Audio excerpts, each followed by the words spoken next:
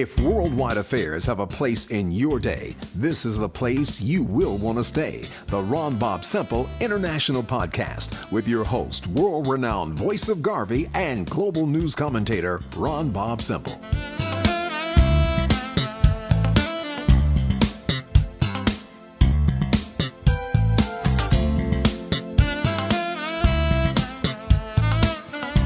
Greetings and welcome to the Ron Bobb-Semple International Podcast. We will be addressing global issues that impact our day-to-day lives.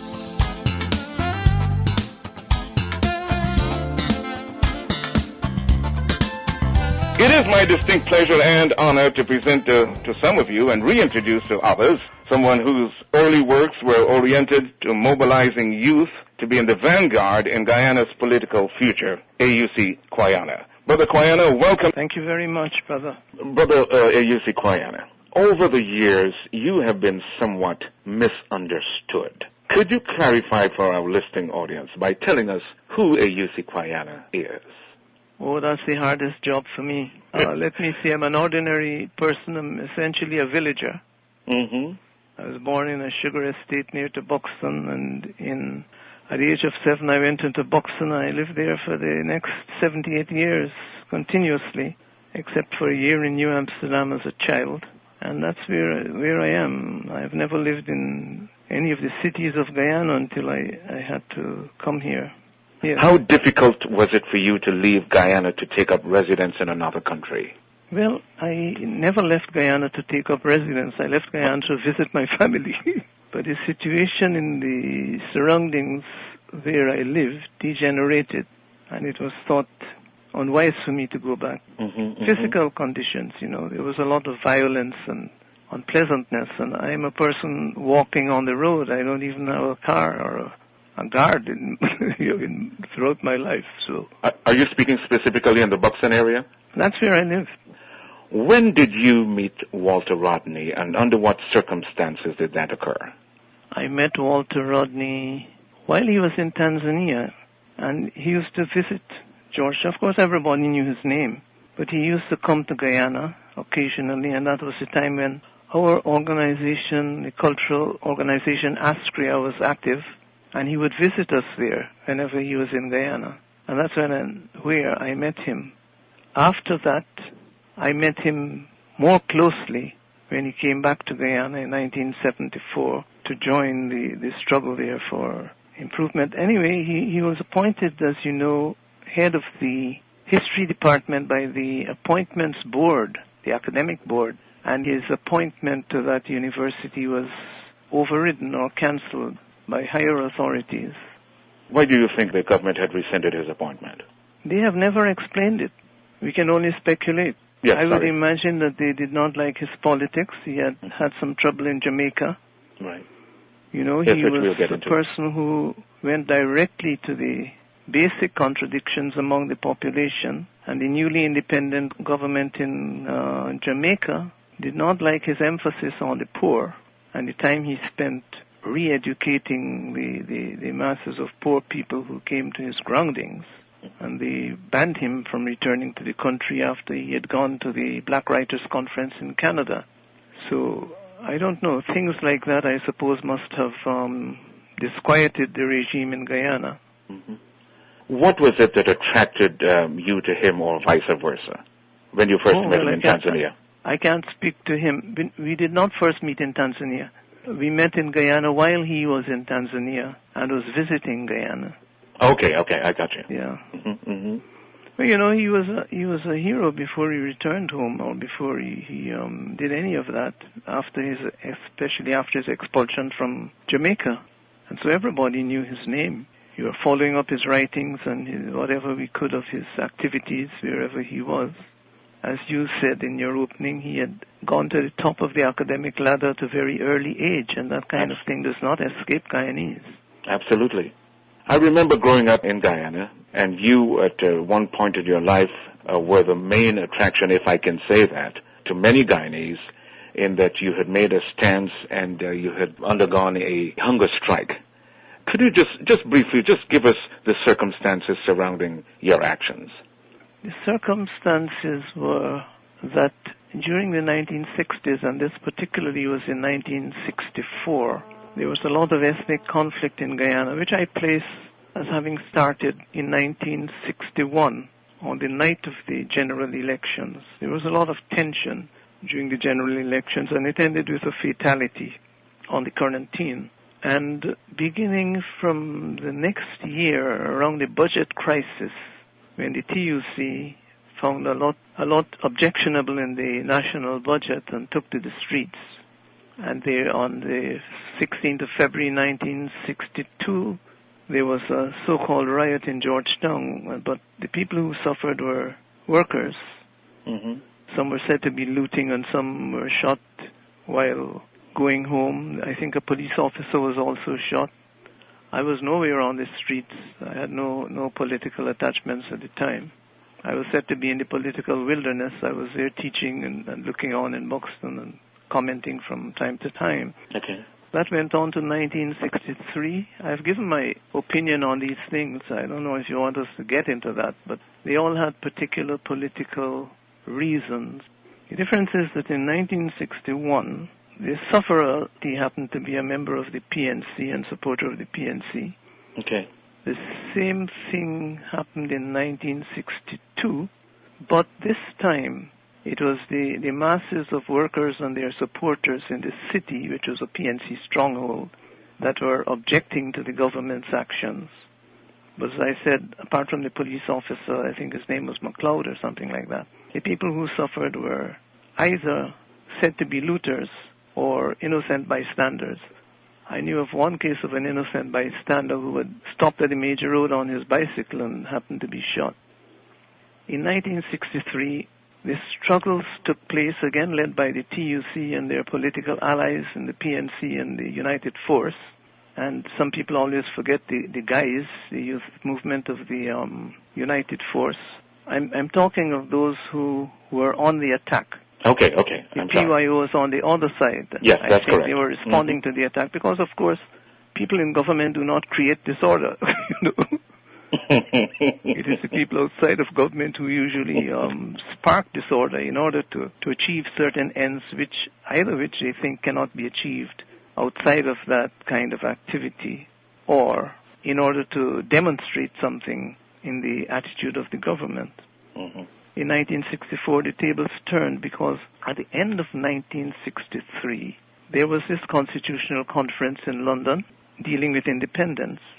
It was a time when there was a colonial secretary or secretary of state for the colonies named Sands, and Sands had visited Guyana, I think he had already visited Guyana, and he was the one in charge of this conference. And he was able to deal with the PPP, which headed the Guyana delegation, as the people in government at the time, the PNC, the main opposition, and the United Force. Those three leaders were the main persons at the conference. I'm saying all of this from the reports and the records. Okay. When they could not agree on a constitution, Sands apparently threw down the gauntlet to them and said there would be no independence unless they asked him to impose a solution, and he would not do it unless they asked him. So he made it clear that they would have to go back to the colonial situation we were in unless these leaders from the country asked this dominant official of the overlord country to impose a solution, which is what they had been doing all their life since the time of the enslavement. And apparently they granted him this facility. Dr. Jagan was on the history of it, the first to sign, and he argued with Mr. Burnham and Mr. Degar about signing. Dr. Jagan apparently had been assured by his advisors, who were English people, that Britain would never impose proportional representation. Right. Because it was against their system, although, of course, it was in Australia at the time, one Commonwealth country, I remember, that had it. So there was this idea in Dr. Jagan's head, I believe, that PR would never be imposed. But after Sands had got the so-called request from them, that is exactly what he opposed and ordered an election before the independence could be granted. This disappointed and angered Dr. Jagan, many of whose supporters felt he had acted unwisely, because it is the opposition that wanted proportional representation and not the PPP. I have written on this also. Now, the general attitude to all of this in the international field is that the Constitution was fiddled to get the PPP out of office. That is true, but it was not fiddled without the assistance of the PPP itself. The British and the Americans had their own motive for wanting the PPP out of office. The opposition parties in Guyana had their own approach to the whole situation, and they argued for proportional representation. And the British, knowing the results of the 1961 elections, knowing that the PPP vote could be overcome by a combination of the PNC vote and the United Force vote, saw right away that I'm talking of the popular vote, not the number of seats, not the number of constituencies. And so it was obvious that they would, if they wanted to get rid of this troublesome official, that they would use a political, an electoral system that would allow them to do that without direct physical intervention at that point. How did Teddy Jaken's Marxist ideologies play into all of this? You're talking of the decision to impose PR? Yes. The Marxist ideology, the fact that Britain and America regarded the PPP as too close to Moscow, was there all the time. Mm-hmm. That's the reason why they wanted to get him out. He was also close to Cuba. At the time, he was perhaps the only political party in Guyana that was friendly towards Cuba, and they wanted to get him out. So that is how they interpreted his ideology. I'm not approving any of that ideological stuff. That was not my problem. and they got him out. I want to point out, though, that on the figures, there was a basic injustice in the electoral system, which was an injustice based on population. You see, unfortunately, after 1953 elections and the split in 1955, and Mr. Burnham and Jainarayan Singh and Dr. Lachman Singh left the PPP and established another party, the PPP, which became the PNC. The voting became racial. People voted on ethnic lines, and people have not wanted to admit that. I became a pariah in Guyana for saying that, for pointing that out. But I could not. I lived in a multi-ethnic village. I grew up in a multi-ethnic region. I could not ignore that for some sort of political posture. That was something that we would have had to deal with for the sake of the future and the younger generation. And when I pointed it out, I became the enemy, the public enemy, as if I was a British that had created this kind of division among the races. So the situation was because of the racial voting. I'm pointing to what I call an electoral injustice. The PPP could get a seat on the constituency basis first past the post for every 4,000 plus votes. The PNC, on the other hand, required 11,000 plus votes to get that same seat. And the United Force was somewhere in between, but similarly disadvantaged. So you could not talk of, in a racial, you see, when there was not a racial voting, it didn't matter. When the PPP was united, you could take it in your stride. But once things became to be defined politically on ethnic lines, this became a factor. And it is what the opposition brought forward, and what gave the British and the Americans a way out. They were not interested in solving any racial problem. They wanted a way out. The British wanted a way out. The Americans were breathing down their throat. You're going to let this second Cuba develop in the Caribbean if you allow this man to get independence and win an election. And he could win an election. I disagreed with a lot of people in Guyana who were dreaming, who did not understand the dynamics of the population. If I may ask, Mr. Kwayana, what is it that actually broke the camel's back that forced you to make that firm decision you made in going on that hunger strike? I was coming to that. You see, most of my life was spent in a classroom, and so I don't believe in song bites. I don't want people to accept my judgment without explaining it. I appreciate that, sir. Well, this is what my students made me do. Dr. Jagan went back to Guyana, disappointed and frustrated at the way the British had handled the problem, and he promised what was called a hurricane of protest. And within that context of having to felt moved to protest against the imposition of PR and an election before the independence should come. He generated this hurricane of protest. And this was the first time that the PPP, in those years of violence, directly took a hand in what I call actual responsibility for the violence. I've said that the PPP, the PNC and the United Force and the TUC were in the forefront in 62 and 63. In 1961, it was the sort of triumphalism of PPP supporters that led to that fatality in Rose Hall. But in 1964, it was not the United Force and the PPP that wanted disturbances. Their battle was won in 1963 after Duncan Sands imposed PR. This is very key for people to understand. In 1964, it was the PPP who had a motive for disturbance, and they declared it quite openly. I mean, you remember the slogans that appeared on bridges in red along the East Coast, from going up and down. And I do not want to excite the public with them because I don't have a photograph, and you could think that I'm making claims, and I always allow for doubt. But he had placed himself in that position, and the PPP in that position, and this led to a lot of violence. This time, violence was directly on the sugar belt. You see, in 1961, 1962, there was little sign of arms among the people. In 1963, things like explosives and so on began to be used. And it was very clear that firearms were around. There were various incidents which cannot be recounted now. But in 1964, it was definitely an armed kind of thing. There were a lot of snipers. The sugar estate, through I don't know whom, organized a lot of strike breakers because GAU called a strike on the sugar industry. And that is what created the situation for tension and for this kind of violence, especially in the sugar belt. But it did not spare Georgetown. Georgetown was in the thick of it in 62 and 63. And in 1964, it was the sugar belt. Now, this has some logic in it. We all know who are strong in the sugar belt. Yes. So we began to hear reports from the west coast of Demerara. The first fatalities again took place on the quarantine, and they were labor-related. They were trade union-related.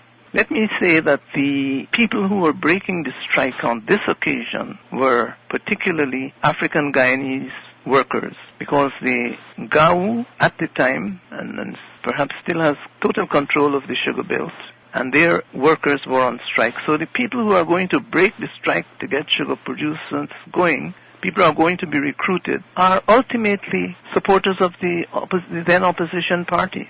And a lot of gunfire, a lot of violence took place. It was not one-sided by any means.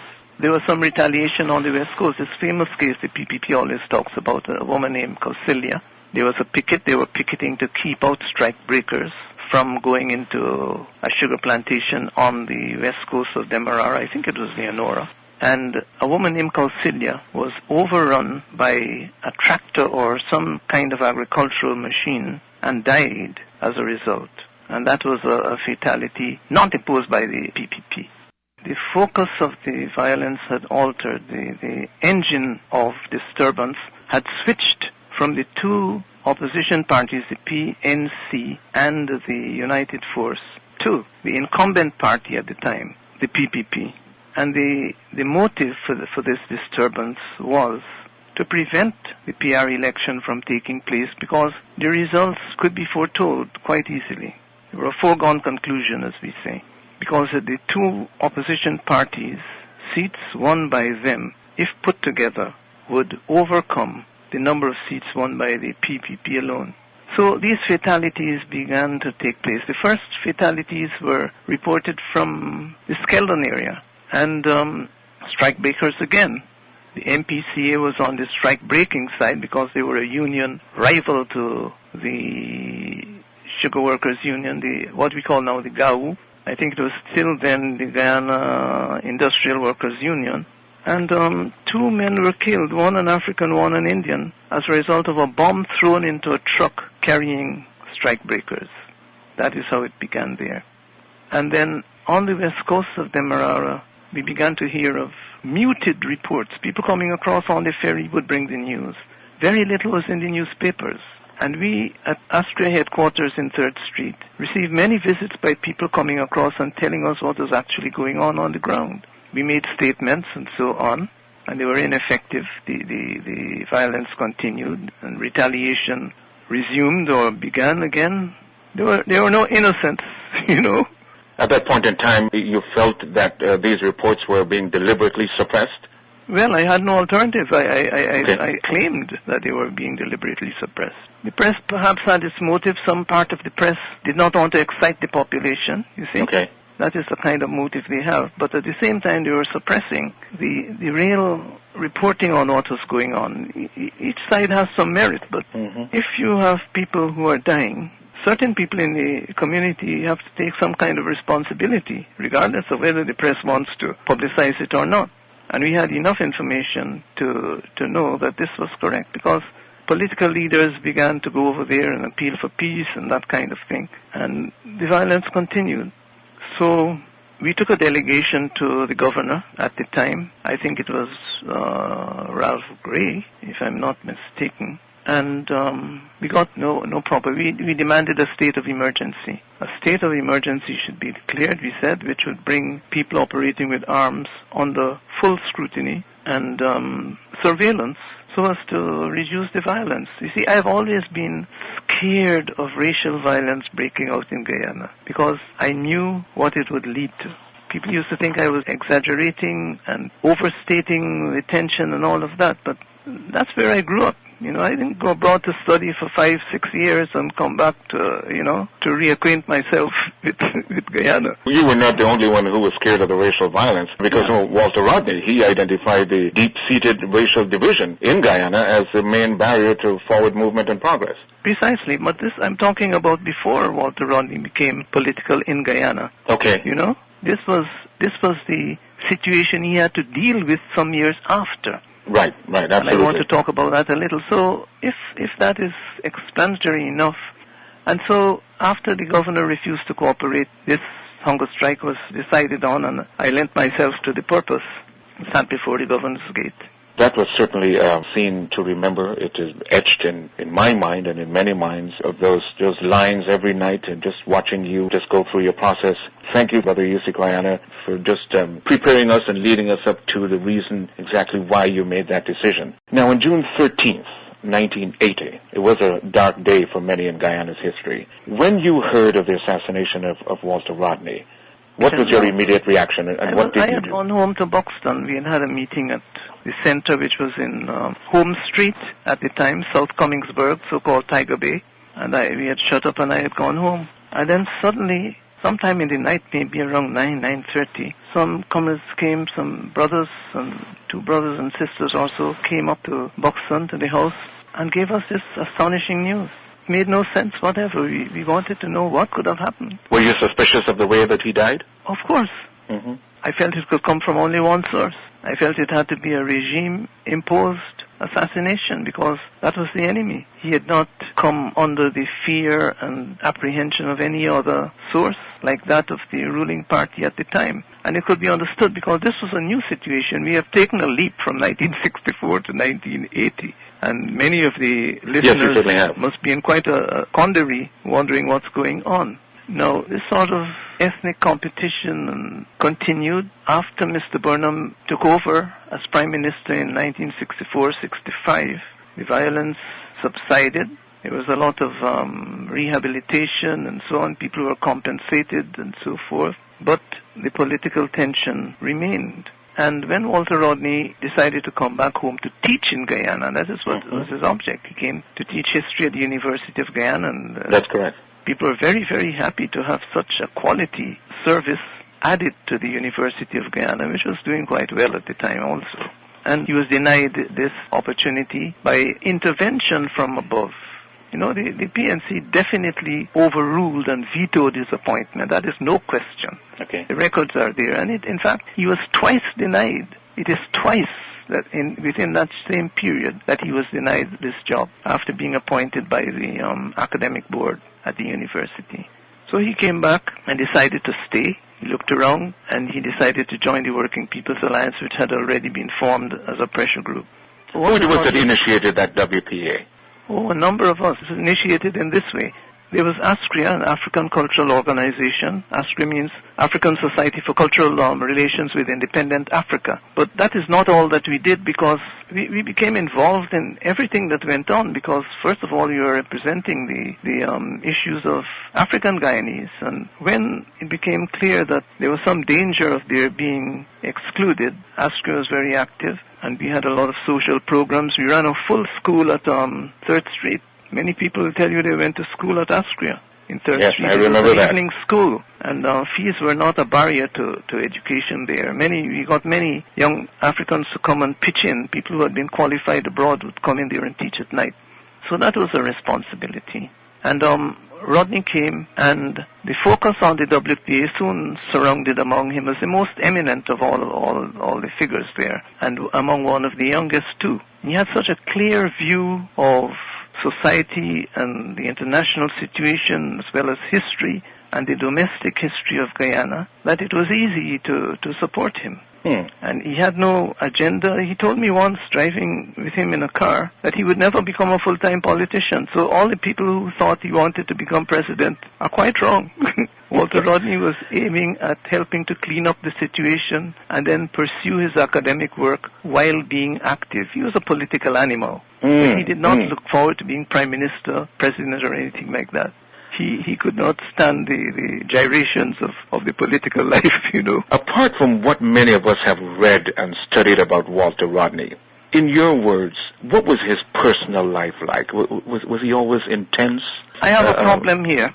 Okay. Because we are not from the same generation. Okay. I was born in 1925. He was born in 1942. That's correct. I cannot speak at first hand about his youth, his school days, and all of that. Okay. There are others who can, but I cannot. I've heard a lot of that from people, and since I came to know him and his family, but I cannot speak at first hand about that. But from the time I knew him, he was young and at the same time mature, especially in judgment. He had a very interesting method of coming to a conclusion, you know. And people whom I have encountered in the United States of America here from the liberation movement of the United States of America have said the same thing. He would meet with them and ground with them and go through with them the contradictions on the spot here, where race was important, where class played a part and all of that, you know. And they value him to this day for that kind of perception. He had a remarkable logic and a remarkable perception.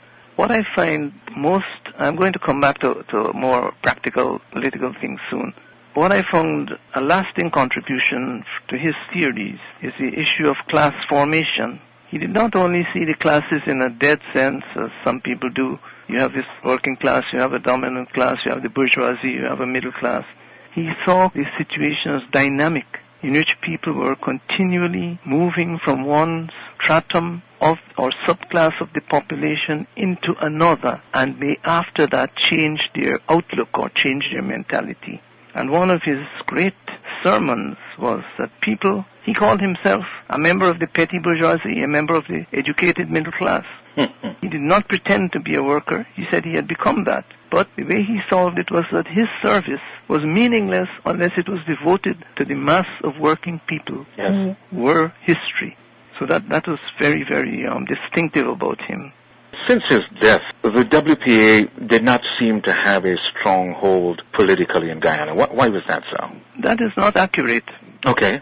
Since his death, of course, the WPA went through a period of almost paralysis, you know. Right. As any human organization would. Losing an effective leader. Yes. And he was not leader officially. He was the popular leader. Okay. It's the people that chose him as leader. We had a collective leadership in which we would circulate who would chair the collective from time to time, you see, before and after we became an actual political party. And Walter Rodney did a lot of education, and while running this political agitation against the growing dictatorship, he was also writing the history of the working people of Guyana. He used to ask me whenever I went out into the countryside to interview older people And I used to do that and bring back the notes for him, and he would do a lot of it himself. Many people will tell you Walter Rodney slept in their house, gathering this kind of information. But before I let you go, if I may ask you, were Walter Rodney alive today, what do you think his reaction would be to what's happening in places like Darfur, Venezuela, Latin America, Haiti, etc.? I don't think he would have had many problems with Venezuela or Haiti. Darfur is a bit of a problem for the Africans because what they are fighting over there is not the fact that massacres and deaths are taking place. Everybody agrees that, there's a lot of crimes against humanity. But they're fighting over the definition of genocide, whether or not it is genocide. It appears, from what I have been studying, that genocide must directly involve the state. And the state must aim at the removal or destruction of a particular ethnic group of the population. And they are arguing about that because the ethnic problem is so complicated, according to some descriptions, even of African leaders, But I think that is a distraction. The point is that people are being destroyed. Yes, absolutely. And it needs a human international response, because to sit idly by and hear more and more of the same every day is not righteous. It certainly isn't. But I'd just like to share with you and the listening audience a poem that was written by James Richmond, and it was dedicated to Walter Rodney, and it goes, Walter, you're dead. Stay dead now. And the dangerous late 70s and the early 80s fly and close the masses' eyes. Dear man, live in buried truths in the streets of the people where true revolution lies. Banditry and the neglected platform of interracial cohabitation optimized where the Rodneyite dies. Squandered fruits of misguided youth. Fools taught lies. Ignorance suffice and rise till it rise. Come revolution, come revolution, come. I am revolution son. Rodney the champion, Rodney the revolution. Speak, Walter, of how we underdeveloped ourselves. Speak emphatically of yourself. We want another revolution. Oh, let the groundings of knowledge gain at your sacred shelves. Tell the story of revolution and of the possibilities in themselves. Where lingering essence of marvelous light dwells. To this inherent death we must find the solution. Wreaking havoc at our soul, come, dispel. A day of reckoning must compel an upward rise. Let us rise, let us rise. Come revolution, come revolution, come. I am revolution son. Rodney the champion, Rodney the revolution. Wonderful. It is very exciting that poetry like that is being written. Today I read a poem of Martin Carter to a small audience here on Walter Rodney, Assassins of Conversation. Anyway, yes. Thank you. Yes. And may his works bear fruit. Thank you, sir. Thank you. Thank you for tuning in to this week's episode. If you're so inclined, please leave a comment at jockradio@gmail.com. That's JOCRADIO@gmail.com. And also subscribe to this podcast. Until next time, stay safe, be strong, and be aware. I'm Ron Bobb-Semple.